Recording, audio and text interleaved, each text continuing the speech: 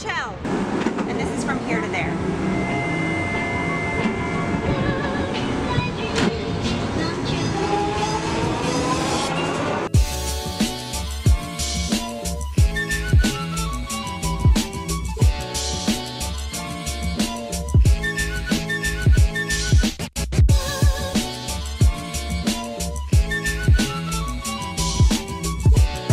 Because the distance from here to there in human experience is closer than you think.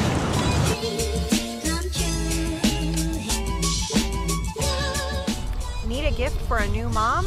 How about buying them some postpartum doula services? If you know anybody who's going to be having a baby this year, you might consider helping them to have a doula present at their birth. Or maybe you can put some funds toward placenta encapsulation for them to help their postpartum period go a little smoother. So what the heck is all of this stuff I'm talking about? I'm just gonna let Rachel Mackay and Diana Abdallah explain for me. So without further ado, here's our conversation. Well, hello, Rachel.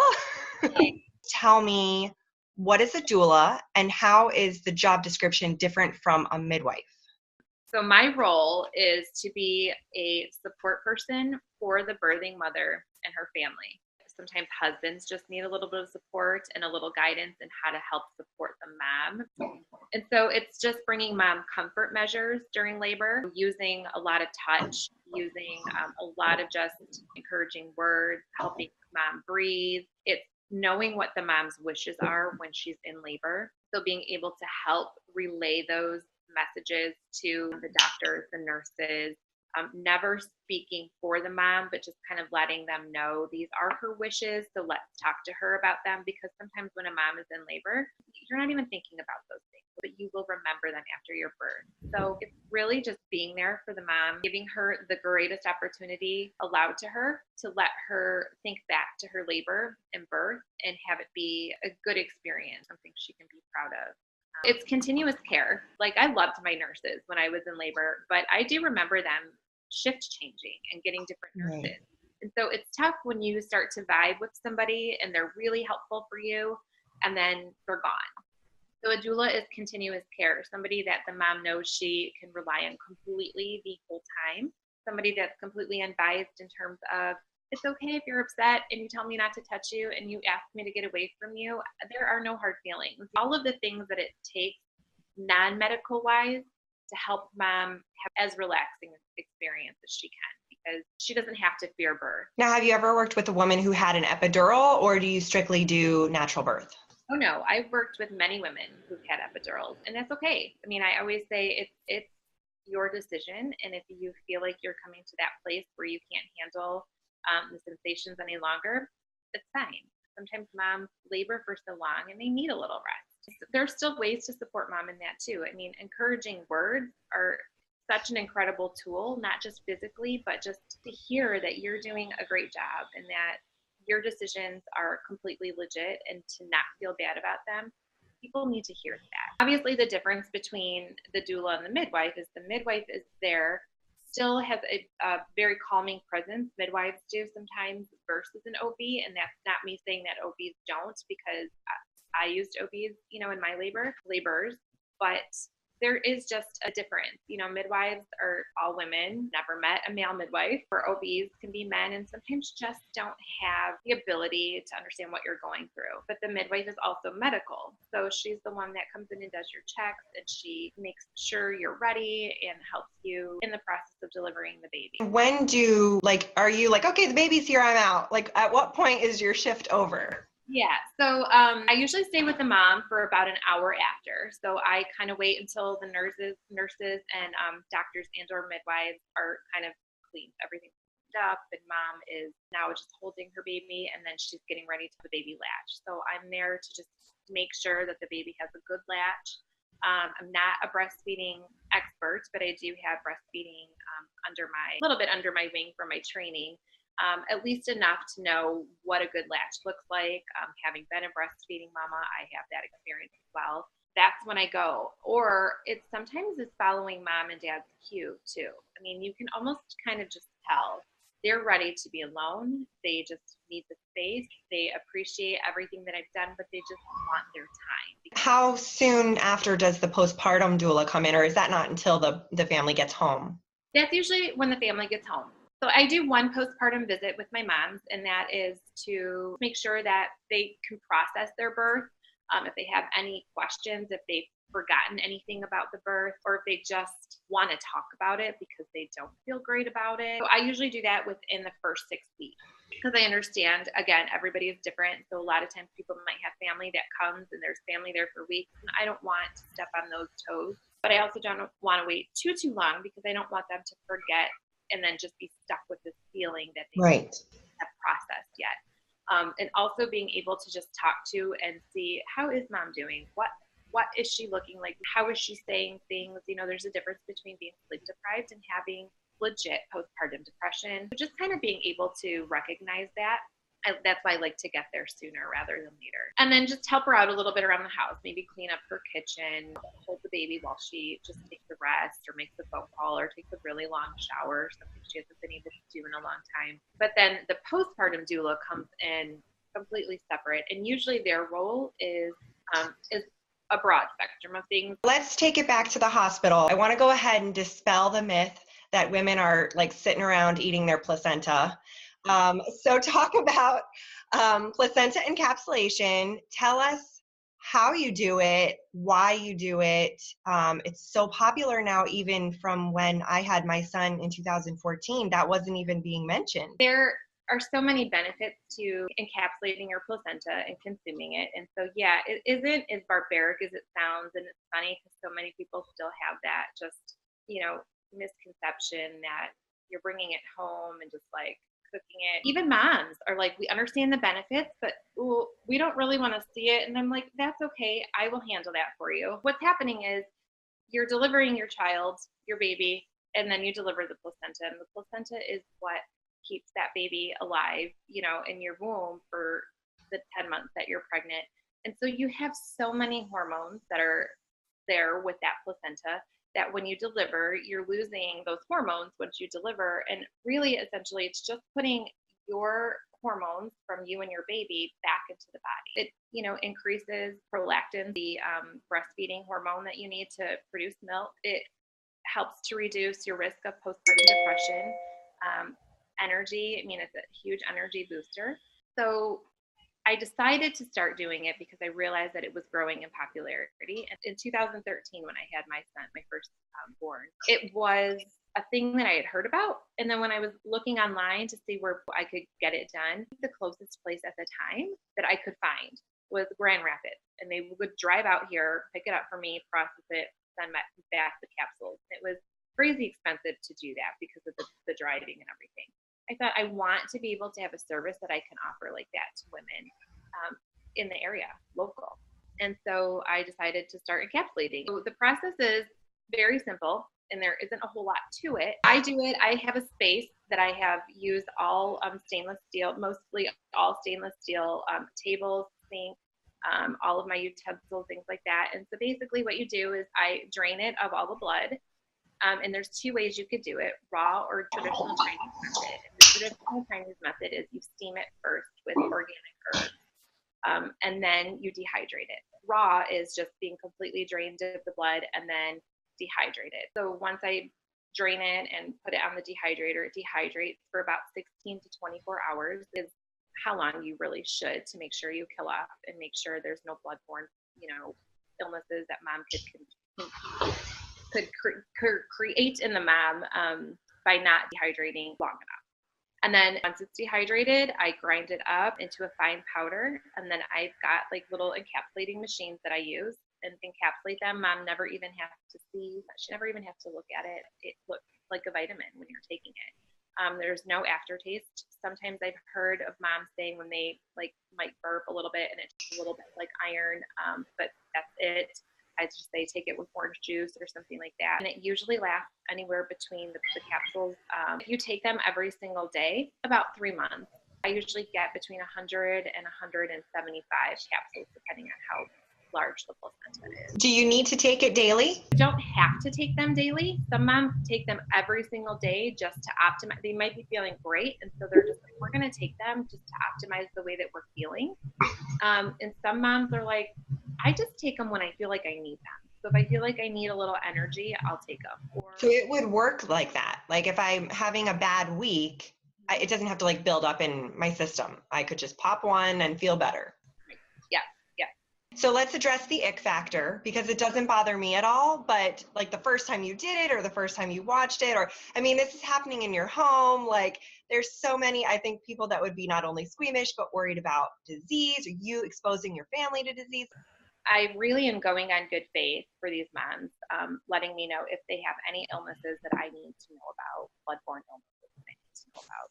GBS positive, obviously, that was a huge thing kind of in the media recently, that a baby got sick because her mom was GBS positive, consumed her placenta, and the baby then ended up getting sick. That was an isolated incident. It's very possible that the placenta wasn't handled properly or cooked at a proper temperature, which is why the baby got sick. So that's why I do it for the 16 to 24 hours. Mom tells me I'm GBS positive, I steam the placenta no matter what. Just from the standpoint of the safety, I would like to put one more measure of heat on the placenta to make sure that we're getting rid of that bacteria. I mean, like I said, I do it in an area of my home that nobody really goes into. And I do it with the tables, the sink, all of my utensils, all of it are stainless steel, so that they can be properly sanitized before and after and aren't collecting and holding, anything in it. I don't know. There wasn't really a big ick factor for me at all. I mean, my kids actually came the first time I did one and were so interested, and they put their caps on and gloves on and a apron on, and they were like, this is so cool, Mom. And they were just like, can I touch it? Nobody in my family has that ick factor. I really wish that I knew about it when I was going through this, because the sleep deprivation and the energy, that was a huge thing for me. And I did have trouble breastfeeding. What can people expect to pay for your services for the placenta encapsulation? I'm sure insurance doesn't cover this kind of thing. So like, what's a range? Some women can get it covered through their HSA. It just depends on who your insurance company is. My services range anywhere between $800 and $1,200, and that is different packages. So that includes just a basic package or an apothecary package. I do have a line of apothecary products as well that I make for moms for pregnancy, birth, and the postpartum. And then it could include all of those things wrapped in the placenta, the apothecary, everything. And your website is www.sunstandstilldoula.com. Okay, and you're all over social media and everything? Yep. Okay, well, thank you for chatting with me. Thank you for having me. Hi, Diana. There are two types of doulas out there in the world. You have a birth doula, and then there is a postpartum doula, which is what I do. We go and meet with the moms and the families and help transition the baby to the family and to the home, and whether there's other siblings. This way it gives mom some one-on-one time with the older siblings so they don't feel left out while the doula takes care of the newborn. It's usually up to a 3-month process, a couple days a week. Most of the time in the beginning, it's like 6 weeks, and then reevaluate. The first year is crazy, as we all know. There's so many changes happening in the home during that first year and with the baby. Sleeping, growth spurts, teething, going on to real food. That's always a transition because the mom's not nursing as much. So do you do the overnights? I do. I love overnights. It sounds crazy to have a stranger in your home, but when you're a postpartum doula, generally you meet with the clients a few times prior to delivering your baby. So you kind of know what you're going to deal with that family, and the family knows who you are.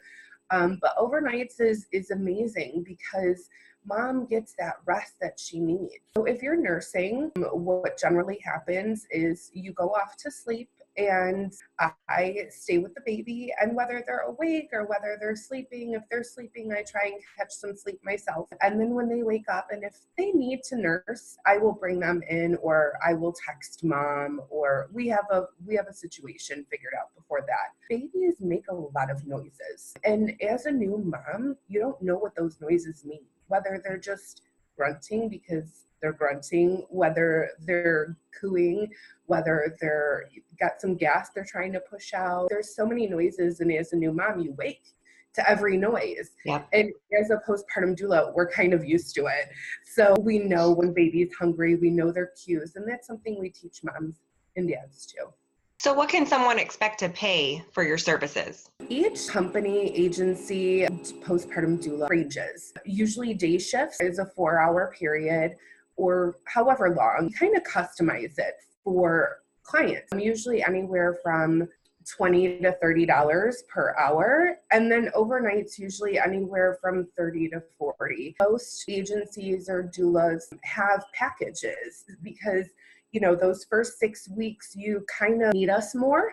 And then we'll reevaluate as the child gets older. And maybe it goes down to only 2 days and 1 overnight. So this is something that a family would need to save for. It's not something that like their insurance or their HSA or something like that could cover. Not that I'm aware of. I haven't heard of that. Postpartum doulas are really starting to come around. I had my son almost 5 years ago, and I knew nothing about it. Me neither. It's definitely more in the conversation nowadays. And people are starting to realize, oh, heck yes, I need them. Yeah. You know, for sure. We're not just a nanny. We're not just a night nurse, so to speak. There's a lot of connecting with the family. There's a lot of teaching, and that's what I love the most. A night nurse ain't gonna do that. They're just gonna fix baby. Still clueless, right? No, we're here to support you and make sure you're comfortable. And that as a new mom, and even as an experienced mom, is amazing because you can have 4 children and they're all extremely different. What's the certification process or training to do this sort of thing? So I went to an on-site training locally in Michigan, and it was 2 long days. It was a weekend training, and then there's like a 2-year certification process. So I'm trained, and then I'm continuing to get certified. So I have to read like 11 books, and I have to take a test and get referrals. So then we have annual conferences, and we have continuous training. And in the baby world, I mean, life has changed in 5 years for my son. But there's so many different programs out there. I spent a lot of time researching and a lot of time figuring out the best path for myself. You can do online if that suits you. I'm more of a hands-on person. So you can be working while you're working toward your certification. It's really up to the parent's preference if they want to hire you, even though you're not certified yet. Right, because honestly, most of the agencies have their own requirements. So if you have a doula or a postpartum doula, it's more of a comfort zone. And if I don't know something, I have the resources to give to mom. What's interesting is obviously decades and decades ago, the whole village concept of teaching moms how to be moms, like this whole doula concept was normal. But to talk to maybe the generation ahead of us or the ones before that, they might laugh at us if we are spending this amount of money on a postpartum doula. It's like, come on, you know, we did it. We did it with 8 kids. A lot of my clients that I've encountered, they have no family. Or they have family, but their mom and dad and, you know, husbands or significant others, parents are not around, or they're still working full time. So they don't have that village. Our parents, it was kind of taboo to be a working mom. But before that, my grandma's generation, they literally had their own little village in Italy. They were able to walk down the street and be like, hey, watch my kid while I go to the store. Where now people are traveling all over the country and moving for jobs. There's multiple stay-at-home moms whose husbands travel for work, or I know I'm a single mom married because my husband works from 5 a.m. to 9 p.m. If I threw another kid in the mix, holy heck, I would need a postpartum doula. Right. I just think that village is no longer there. And if it is, it's very different. Do I take care of the baby? I am not left alone with the baby. That's the big deal with what people misunderstand. I'm not here to babysit. I'm here to take care of you and your family. So I cook, I clean up, I do laundry, I take care of any baby needs, whether it's washing bottles and, freezing breast milk, unfreezing breast milk. So the village aspects is not there anymore because you are your own village. You're creating your village. I only have one child. I'm a work from home mom. In the beginning, I was a stay-at-home mom. Yeah. I would have hired you. I mean, I needed this service because that, especially the first month, those nights, I was not myself. So I would say it doesn't really matter how many kids you have or whether you're going to be a stay-at-home mom. I mean, I think everybody needs that support in at least the first 2 weeks, 2 months. Yeah, absolutely. Well, some people have a sleeping baby. I did not have a sleeper. I did not. 2.5 years. It took me 2.5 years. Yeah, exactly. So my alarm was going off every 2 hours to pump or breastfeed. And then we had to clean and sterilize the equipment, and we had to change my son and get him back to sleep. And then, by the time everybody was settled, the alarm was going off and I had to do it all over again. 45 minutes later. Yeah. Yeah. So just to have somebody take over with one of those aspects, whether it's like the sterilizing or the baby or just something to help. And even just the burping and the changing of the diaper and, taking baby away so that you can sleep. And some people are not comfortable. I was not comfortable. I was like super anxiety, like, am I doing this right? Like crazy. And I just think if there's somebody there to give you that affirmation, that in itself is peace of mind that you are doing it right. And you are making the choices and you are number one. And if you're not taken care of, nobody in that family is taken care of. I had one dad, I was like, look, you want to help? Because he felt helpless. And I think a lot of dads do. Let me teach you. Okay, this is how you burp. This is how you change the diaper. This is how you wash a bottle. There's ways that dad can help. So if mom has that support system, not just me, but she feels that she's being supported by her husband in physical ways, not just emotional ways, right? That in itself creates more of a dynamic in that family. So why did you decide to do this? I had my son in Indiana. We lived about 7 hours away from Metro Detroit, which is where all of our family is. And I felt super alone. I did not know until probably almost a year into postpartum that I had postpartum depression and anxiety. And if I had myself, I probably would have felt differently in my journey into motherhood. If I can stop one mom from feeling the way that I felt, my job is done. When we moved back here, I had found an article about postpartum doulas. And I looked at my husband, I said, yep, done. Sold. This is what I'm going to do in my life. And he's like, okay, so what are you waiting for? So in the instance where they do have another little one, I think about the logistical things like, well, if I had a newborn and I had to drop everything and go get him from preschool at noon, like, do you load everybody up and you all go and get the other kid from preschool together? Exactly. Okay. So especially like with moms who have C-sections, they can't lift car seat for 6 weeks. Amanda. Yeah, I don't know what I would do. Exactly. So I take diaper bag, I take baby, I take stroller, load everything up in the car, I unload everything in the car. So mom drives. I'm there in the vehicle. So baby's screaming in the back seat. I sit in the back seat and I, shush and passy. Yeah, we load up and we go to the daycare or preschool or, I've gone grocery shopping alone by myself for the family, and I've gone with mom. Well, is there anything else that you want people to know or myths you want to bust about doulas? Postpartum doulas are here to help your family transition. We don't judge you, whether you want to bottle feed, whether you want to breastfeed, whether you want a cloth diaper, or whether you want to use Pampers, whether you want to co-sleep. We're here to support you. If they want to hire you, anybody in the Metro Detroit area, what do they do? Where do they go?